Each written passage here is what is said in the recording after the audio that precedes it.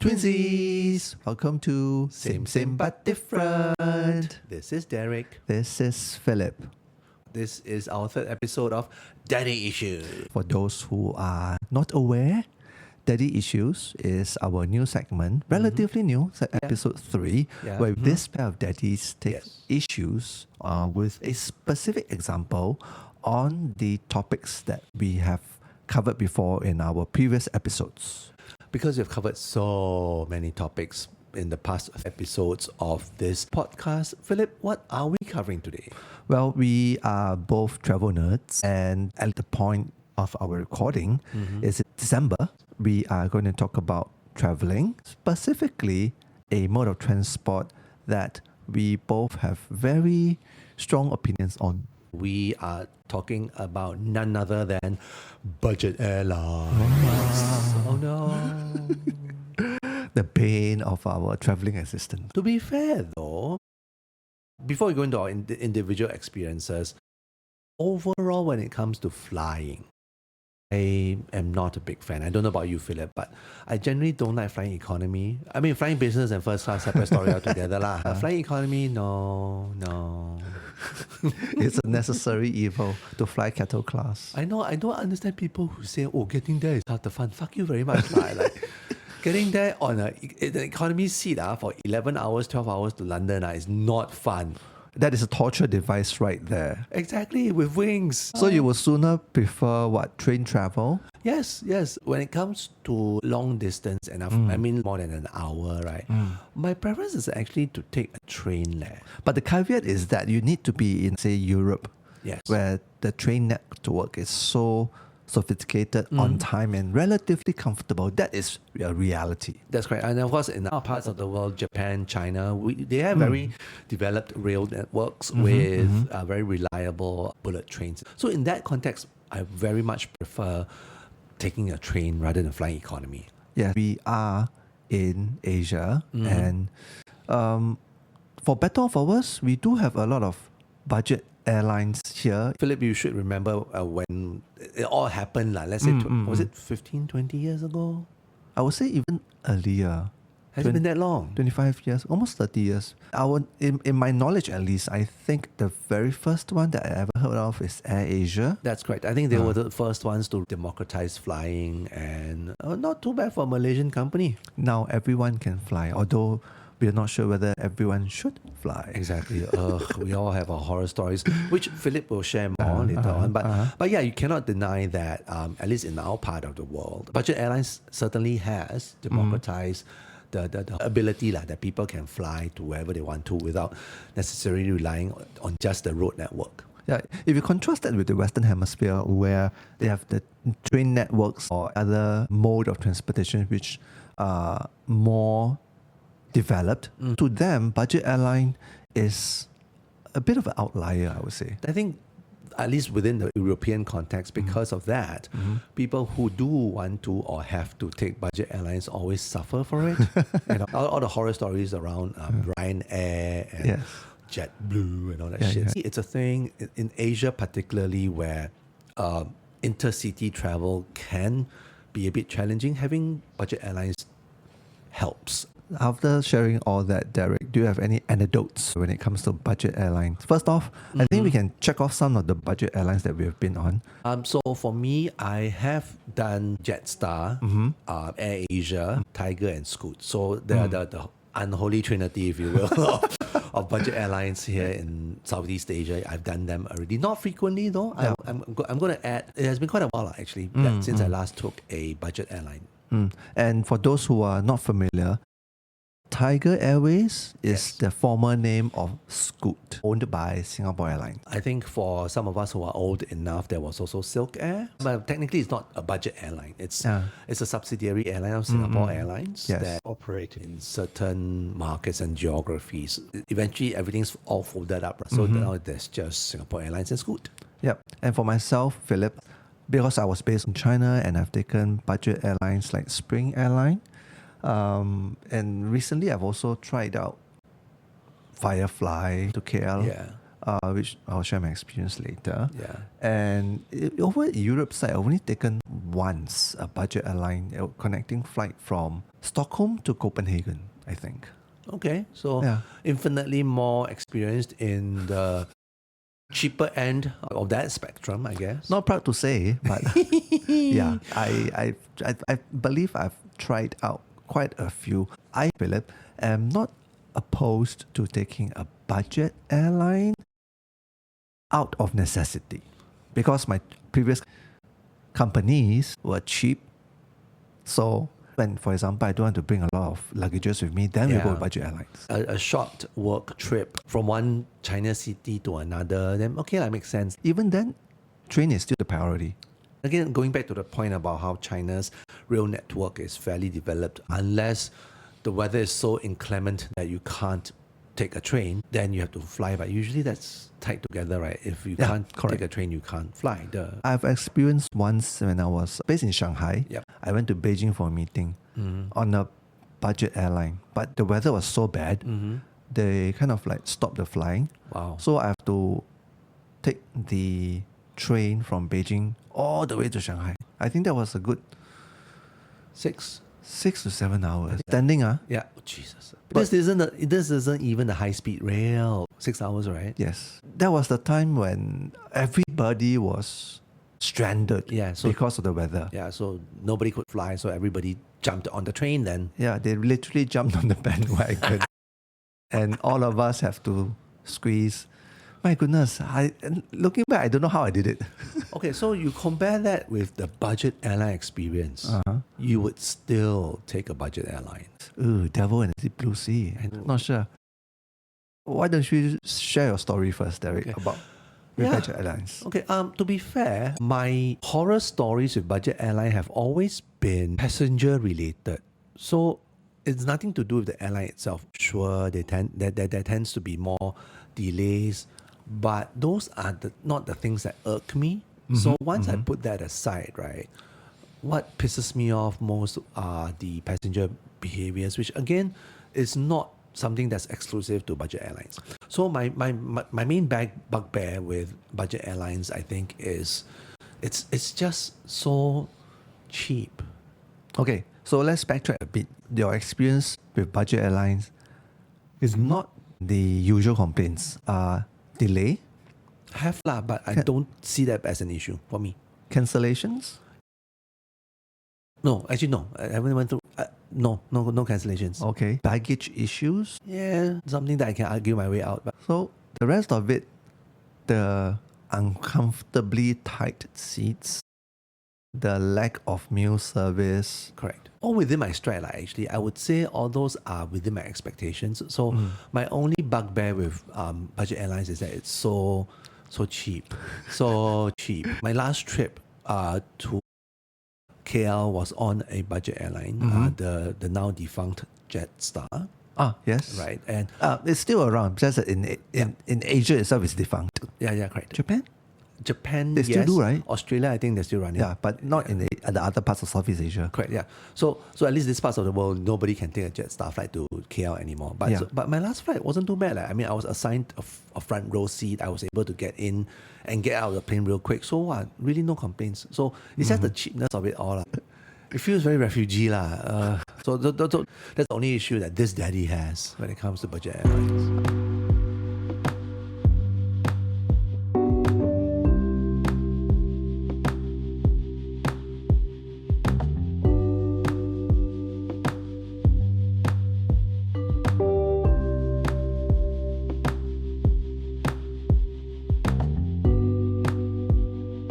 I'm going to share my story. Strap in, listeners. This is going to be a long one. Okay, so to be fair, I am with you, Derek, when it comes to the common complaints with budget airlines. The delays, the cancellations, as well as baggage issues. The unholy trinity did not affect me that much. In fact, I'm quite lucky. Delays at the most 1.5 hours. Wow, look at us. We are not the victims of stories where people are stranded for 6 hours and above. Or luggages are lost. The travel gods favored us. Yes. Thank you. But one anecdote that I can share was with Spring Airline. I can't remember specifically whether I was traveling between cities in China or I was taking a budget airline from Shanghai to Bangkok. Hold on. I think for our listeners and viewers, do we want to help them understand, is Spring Airline a full service internal airline or is it a budget airline? It is a budget airline. It's not a full service internal airline. It's right? not listed as one of the so-called national airlines of China. We know that there are certain airlines which are smaller and they do fly international routes. And then there are also others that fly internal routes, but they are not necessarily budget airlines. So in this case, no. Spring Airline is Budget airline. it's a budget. Okay, sure. It feels definitely budget. From the hard plastic seats that is not adjustable. I repeat, not adjustable. Okay, when you say plastic, is there at least like cushion? It didn't feel like it. Oh my God. The cushion could be as thin as my t-shirt. And on top of it, there's fabric. Oh my, that's not cushion, honey. No, ma'am. But what is even worse, oh my goodness, you will not believe this. So when it comes to budget airlines, we know It's that they have to find ways and means to make money off you because Yes. your plane ticket is so fucking cheap. correct for that flight, if you have to pay for meals, that's understandable. Yes. Not sure about blanket. I can't remember because it was such a short flight. Yeah. Within 2 hours and a half. So I didn't quite remember. But what I distinctly remember was that there is an infomercial. So with in-flight shopping, there's a little booklet in front of you. Yeah, sure. Most airline will let you browse through it. Spring Airline will actually do a live infomercial. Oh. So what they do have are the steward and stewardesses Yes. over the PA system Oh my God. advertising products. Oh my God, that's crazy. Yeah. So if I remember correctly, the process is after they've hit the cruising altitude, what they do is they serve the meals first for those who have paid for it. Yep. And then after that, they do the informations. Incessantly? It was long enough for me to want it to be fucking irritating and invasive. Hang on. So what you're telling me is, okay, cruising altitude, seatbelt off, meal served. Then one commercial after another. Yeah, they don't really rest. It's almost like a mental torture, you know. It's like, I can't even turn off this information now. You are a captive audience. Keyword captive. Oh my God. Like this facial mask, this earpiece. This thermos flask. Yes. Oh my, that's fucking insane. Spring Airline, ladies and gentlemen. Oh my God. Okay. I hope that is the exception, not the norm. I'm not sure whether they are still doing it. Ugh. But I'm not surprised because at that moment I was hit by a mixture of bemusement and irritation at the same time. Never have I ever imagined in my life that to sit through a live infomercial in front of me. My goodness. But of course, they for air safety, they did stop with the turbulence. Let's assume they did that, yeah? I wouldn't be surprised if they were asked to brave through the storm, literally, for the fucking sales. So yes, I guess what Philip experienced is one extreme example of why budget airlines suck. Well, the other one when it comes to budget airline is also so-called the budget terminal. Yes. Oh, Jesus. So I've experienced this recently from my flight back to Singapore on Firefly. I'm not talking about our side. Because Singapore, Changi Airport, the best in the world, okay? Don't pray. Yes, it's never our side. Never. But what I'm talking about is on Malaysia side. Subang Airport. Now, Subang Airport, It's so close to a city. What's the problem? okay, Subang Airport, I have to say I love Subang Airport because it's closer to city. Yeah. Yeah. What I have a bugbear with is actually the budget arm of Subang Airport, if you can imagine it. Hang on, huh? There's a cheap hangar of Subang Airport for budget airlines. It definitely felt that way, lor. So that time, I made a mistake because it was my first time flying out of Subang back to Singapore. Right. That trip, I was actually doing Singapore KL Langkawi flight, and then backwards is Langkawi Subang Singapore. Yeah. All right. So the flight Singapore KL, and then when I flew out from Subang Airport to Langkawi, Yep. interestingly enough, that terminal was okay. It's a proper terminal. There's like cafes and restaurants there. Yep. So it's a Proper budget airline terminal. Okay, so it's bare bones without being things falling apart. So that's correct. Yeah. Okay, fine. Comfortable even. Okay. Huh. Yeah. Wow, Comfortable imagine even. that. So on my way back, I naturally assumed Yeah. that I'm going to be in the same terminal. Yeah, as you should lah, because Yeah. it's everything in reverse. What? No? No. Gasp. No. So I made a mistake of going to the airport thinking that everything's going to be in reverse, right? So at Subang Airport, before immigration, so there are restaurants and shopping and all that, right? I did not have my meals there because I thought I can eat after I clear Yeah, immigration. why not? I mean, again, assumptions that you make because of your experience flying out, man. Big mistake. After I cleared immigration, I stepped into the holding area.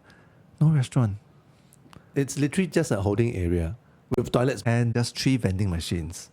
One selling coffee, one selling sandwiches, and the other one selling something lah. Can't remember. Yeah. So it really is a hangar with toilets and vending machines lah. Yeah.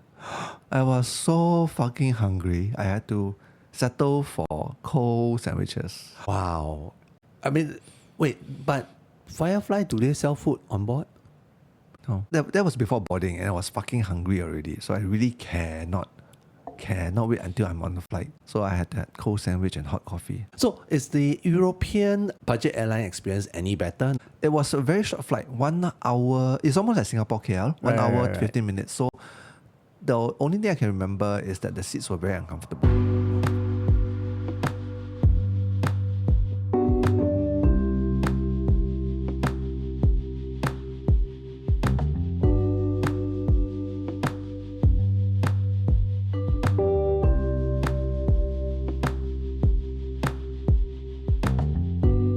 Philip, I think this is where we come to the crux of today's issue.